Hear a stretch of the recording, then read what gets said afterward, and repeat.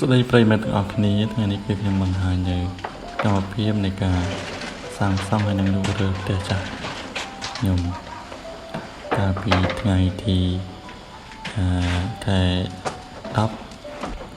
ฉะนั้นปีกันไปบุญมาไอ้คุณพ่อปันเรือสำหรับเด็กยมนี่คือเวไปเรียนจักหายให้เวทตรงจึงยมพยายามประจัดสร้างซ่อมให้ก็เตือนให้บ้านมันสอบตึกหนึ่งอันสองดิจิทัลโน้ตดอกเป็นดีแต่เป็นใบจีกันนะก็เอาไว้ก็เอาไว้กระยางคือมันตีอย่างไม่ก็ตัวแต่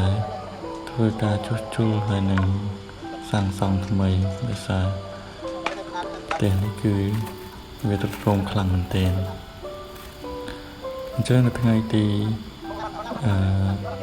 ดอกมวยให้กระดาษปีเรือเตะเรือนี่คือเชสกรรมเพียบรูเรือเจอแล้วซ้อมโผล่จังพินดา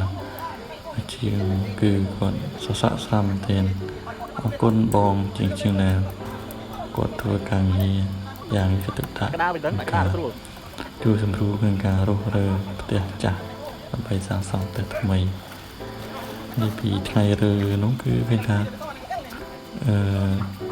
เพลียงคลั่งมันเต็มให้ใบเพาะลงว่อมาอันนี้คือชื่อกำลังเพียบในการกรองตัวลีสมจากตึกชาได้สมดิบสมใจดับใบด้วยการสร้างซองตามกระบวนการขมายยืนได้แต่มาเลยจะสร้างซองประเทศคือแต่ใดด้วยการริบจอมกรองตัวลีมายังกระปีหายตัวเยอะกับมันช่วยกระกรองหรือให้กระจัดได้เหมือนเป็นให้ได้เหมือนเป็นคือไทยเหมือนเป็นมาซอยเชียไทยภาษาท้องเลยไอตีไทยดับมุ้ยยังตัวนับเลี้ยงทะเลชานถึงใดก็ถูกมีลำไรไทยแต่ตัวใบจีนากระดอยก็ยังเราแต่ต่อสังสองต่อตีตัวใบจีไทยยานากระดอยก็ยอมทดสู้ปรังแปลงต่อตีดับใบสังสองประเทศนี้ไอชับรุ่ยรอเราจะเปิดปรังไข่ตัดเตียนอันนี้คือจะทาย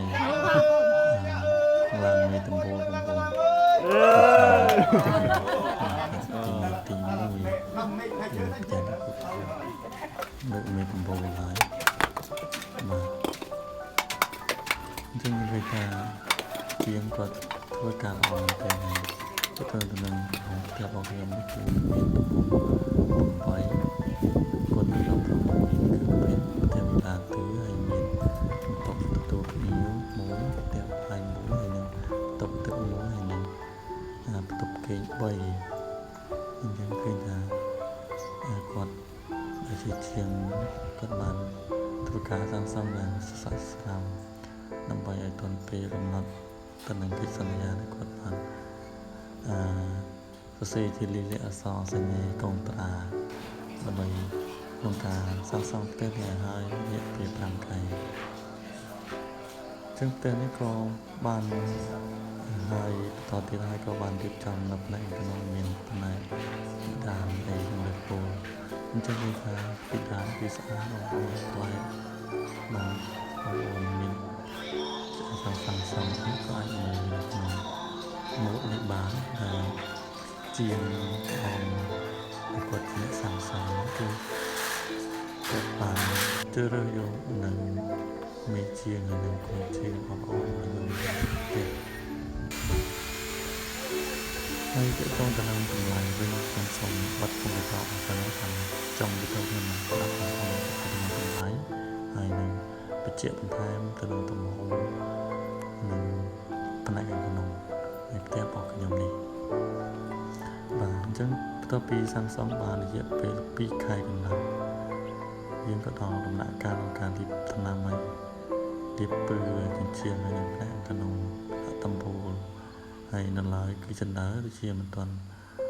กล่าวที่ให้กำตันหายแต่เชียงบานธุรการตักสไลดองเลือดดองเลือดเติมอันนี้คือเพลงขนมปีกยังบานเจริญในกระโรหรือรอให้ได้ให้บองเชียงกับบัน យកខ្ញុំទៅពិនិត្យមើលក្រោណាដែលវាល្អហើយនឹងមិនល្អដែលយើងអាចជ្រើសរើសបាននេះគឺជាផ្នែកក្នុងរបស់ខ្ញុំ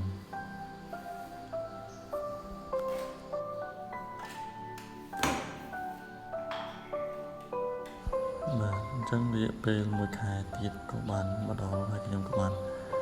ធ្វើការរៀបចំសម្យាបក្រៅពីផ្ទះខ្ញុំបានលើករាល់ដាក់ទ្វារដាក់ពង្អួយដាក់ភ្លើងហើយខ្ញុំក៏បានរកធ្វើសញ្ញាបន្ថែមទៀតដើម្បីការពារការសាកភ្លៀងអីផ្សេងតាមពិតទៅផ្ទះនេះមិនគួរដាក់សញ្ញាទេព្រោះវាធ្វើឲ្យបាត់ម៉ូដសុខភាពផ្ទះយើងអញ្ចឹងណាតែព្រោះមិនវាជាតម្រូវការដែលយើងរត់ដាក់ដើម្បីការពារនៅផ្នែកខាងមុខមកយ៉ាងខូចទ្វារផ្នែកខាងមុខរបស់យើងអញ្ចឹងណាបាទអញ្ចឹងក្រោយពីសាងសង់ហើយបងប្អូនអាចមើលទស្សនាបានពីវីដេអូដែលខ្ញុំបានបង្ហាញនេះហើយទាក់ទងទៅនឹងឈ្មោះជាងហើយនឹងទីតាំងរបស់គាត់គឺគាត់មានឈ្មោះថាជាងសក់បាទហើយទីតាំងរបស់គាត់នៅសក់អង្គរជុំហើយខេត្តសៀមរាបទាក់ទងទៅនឹងការសាងសង់នេះដែរគឺគាត់អាចមកធ្វើការមកផ្ដាច់បានមកជាសំកម្លាំងបានអញ្ចឹងបងប្អូនអាចមើលពីការសាងសង់បានហើយទាក់ទងទៅនឹងតម្លៃវិញខ្ញុំសូមបញ្ជាក់ពីទំហំផ្ទះផ្សារទៀតគឺផ្ទះនេះគឺមានទំហំ8 x 11ហើយមានបន្ទប់គេង3មានបន្ទប់ទូគ្នា1ផ្ទះបាយហើយនិងបន្ទប់ទឹកចឹងតម្លៃមកផ្ដាច់គឺ28600បាទនេះគឺខ្ញុំនិយាយតែផ្នែកផ្ទះតែប៉ុណ្ណោះតែក្នុងសញ្ញារបស់ខ្ញុំនេះគឺខ្ញុំធ្វើបន្ថែមខ្លួនឯងទេបាទហើយនេះគឺជាផ្នែកខាងក្នុងហើយខ្ញុំបានថតអំពីតรงបដាន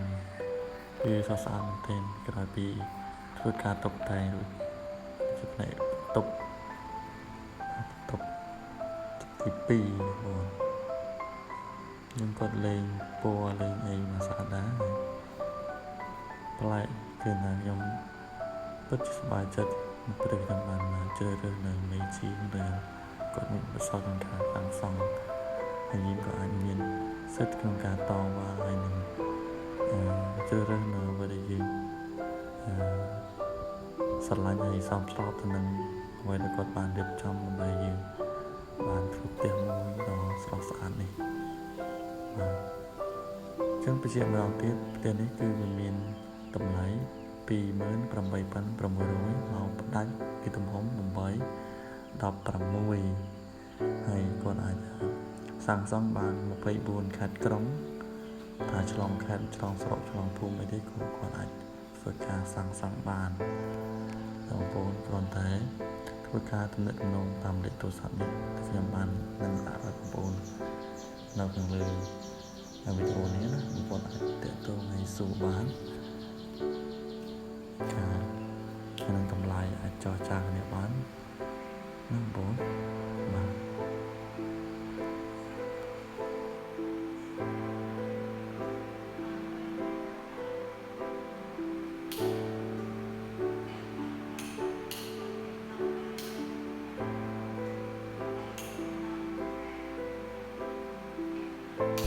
នេះជាបេដានៅក្នុងបន្ទប់ទូគ្នាហើយនេះគឺជាបន្ទប់ទឹកទី1បាទទឹកទី1ណាទំហំបន្ទប់នេះគឺខ្ញុំធ្វើ3បន្ទប់គឺមានទំហំ4ម៉ែត្រគុណនឹង4ម៉ែត្រមានថាវាធំល្មមដល់ឲ្យយើងការដាក់តុដាក់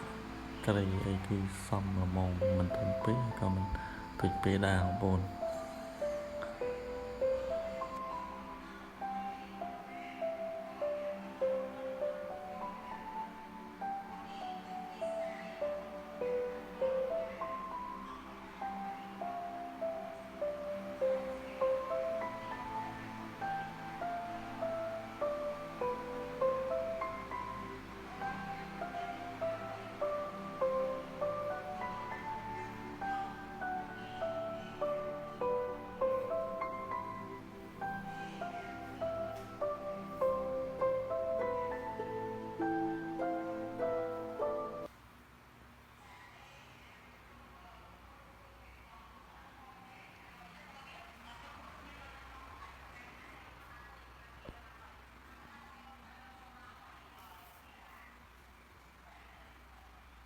ហើយនេះគឺផ្ទះបាយហើយនឹង